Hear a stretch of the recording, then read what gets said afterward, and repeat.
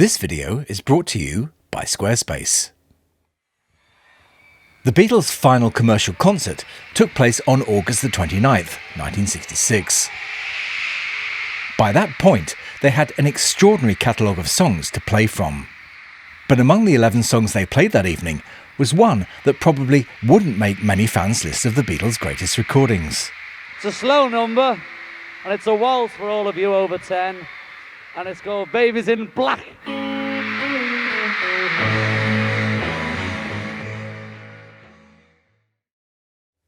British fans first got Babies in Black on Beatles for Sale in December 1964, and the following year on the Beatles for Sale No. 2 EP. American fans knew it from Capitol's Beatles 65, where it appeared in exactly the same position as on Beatles for Sale. Many songs came and went, but Babies in Black stayed. So why? What did John and Paul hear in this song that made them keep performing it right up until the end of their touring career? I think the answer tells us something much bigger. Not just about Babies in Black, but about the point where the Beatles began challenging themselves as songwriters.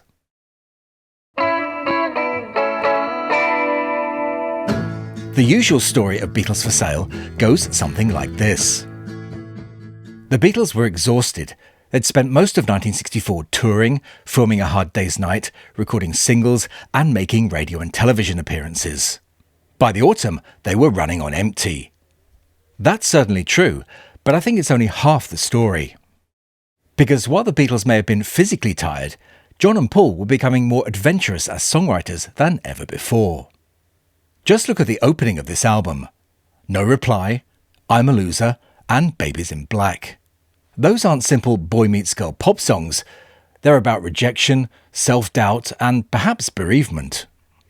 For me, that's one of the most remarkable 3-song openings in the Beatles' catalogue. When Paul sat down to write Babies in Black with John at his house in the summer of 1964, they were consciously trying to push themselves. Paul said later that he wanted to write something more sophisticated. They'd never written in 3/4 time before, and they liked the challenge. The subject matter was different too. On the surface, it's about a girl who can't get over the loss of a man she loved. Rather than try to win her with affection, the singer accepts that she simply isn't ready to move on. It was a surprisingly mature subject for a Beatles song in 1964. Many writers have suggested that the inspiration may have been Astrid Kircher, whose fiancé Stuart Sutcliffe had died just over 2 years earlier. The Beatles had seen Astrid's grief at first hand during their Hamburg days, and it's easy to understand why people have made that connection. Whether that's true or not, John and Paul have never confirmed it, but they had certainly moved a long way from the world of She Loves You. This wasn't a song about falling in love, it was about living with loss. The lyrics weren't the only thing that made Babies in Black unusual. Paul later recalled that he and John deliberately wanted to write something more sophisticated. In an interview published at the time, Paul said that although they could carry on writing the same kind of songs, naturally we want to progress. He also talked about wanting to write songs with what he called a more adult approach to emotion. Part of that meant abandoning the familiar 4/4 beat they'd used on almost every Beatles song up to that point. Instead, they wrote Babies in Black in 3/4 time.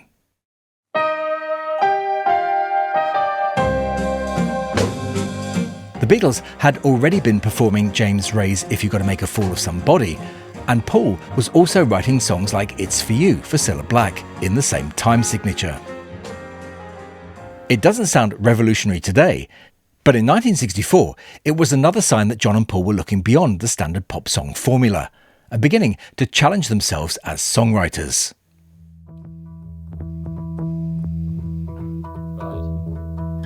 Babies in Black was the first song to be recorded for Beatles for Sale, and was the only song recorded on that day. Fortunately, that first session was unusually well documented. Beatles book photographer Leslie Bryce was there, and took a remarkable series of photographs while they were working, most of which was spent trying to get that distinctive opening guitar phrase right.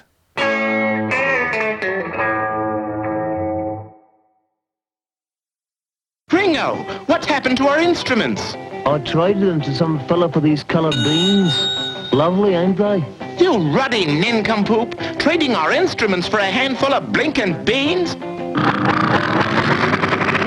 Oh, no! I may not know beans about trading, but I know an important message when I see one coming. Yeah. Whether you're a musician, photographer, collector, writer, or running a small business, how you present your work is often just as important as the work itself. And that's where Squarespace comes in. Squarespace gives you everything you need to build a professional-looking website without needing to be a web designer.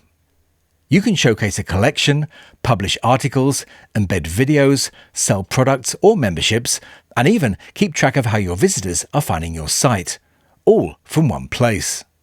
Squarespace has a huge range of professionally designed templates to get you started, and you can customize them to suit whatever it is you want to create. So, whether you're turning a hobby into something more, already running a business, or simply want to share the things you're passionate about, I definitely recommend giving Squarespace a look. Try it yourself at squarespace.com and get a 14-day free trial. Then, when you're ready to launch, go to squarespace.com/Parlogram to save 10% off your first purchase of a website or domain.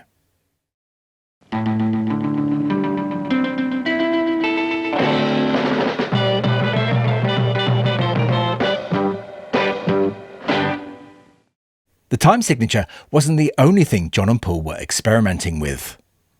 Listen carefully to Babies in Black, and it's often difficult to tell who's singing the melody. Oh, how long will it take till she sees the mistake she has made? George Martin is said to have asked them which one's the melody. The answer was simple: both. To get the sound they wanted, John and Paul even insisted on singing together into a single microphone, rather than recording their vocals separately.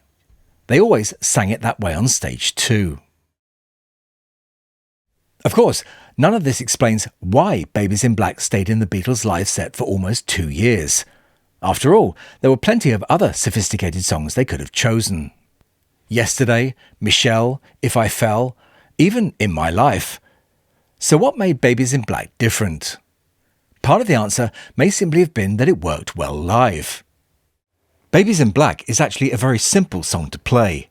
They could perform it on stage pretty much as they recorded it in the studio. For a band playing 25-minute sets in front of thousands of screaming fans, that made it a very practical song to keep in the set. The song first entered their stage act at another Beatles Christmas show, which opened at the Hammersmith Odeon on Christmas Eve, 1964.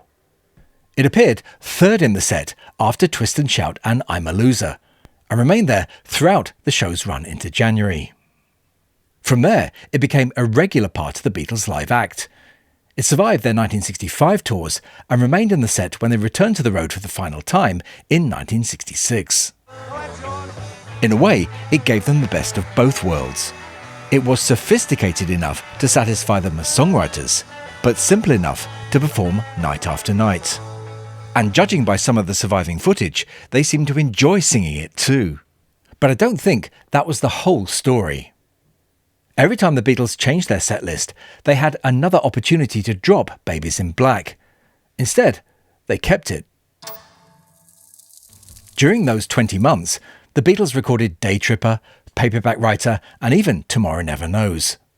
Yet when they walked onto a stage, John and Paul still stood together and sang this old-fashioned song from Beatles for Sale. The Beatles changed enormously during those 20 months. Babies in Black didn't.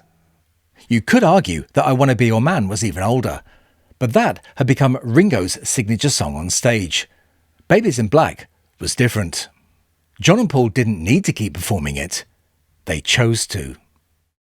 So, was Babies in Black one of the Beatles' favourite songs? Probably not. John rarely mentioned it in later years, and Paul never claimed it was among their greatest recordings. But he did keep coming back to one word: sophisticated. It marked the point where John and Paul began consciously setting themselves little songwriting challenges. There's one final detail I find remarkable. By the time the Beatles played their final commercial concert in August 1966, they had already recorded and released Tomorrow Never Knows.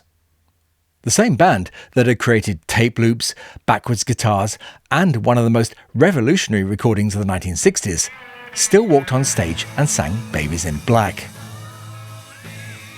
Those two songs seemed to belong to completely different bands, yet for a few months they existed side by side.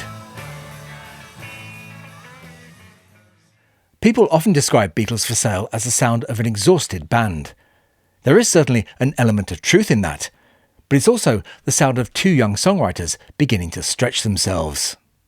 Maybe that's why, even as the Beatles changed almost beyond recognition, one song from that album stayed with them right until the end of their touring career. Maybe that's why it became the song the Beatles simply refused to stop playing live.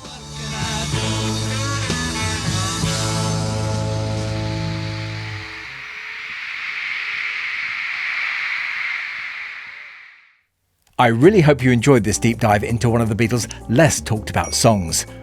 I'll be back next weekend with something a little bit different. But that's all for this one, so I'll say bye for now, and thanks for watching.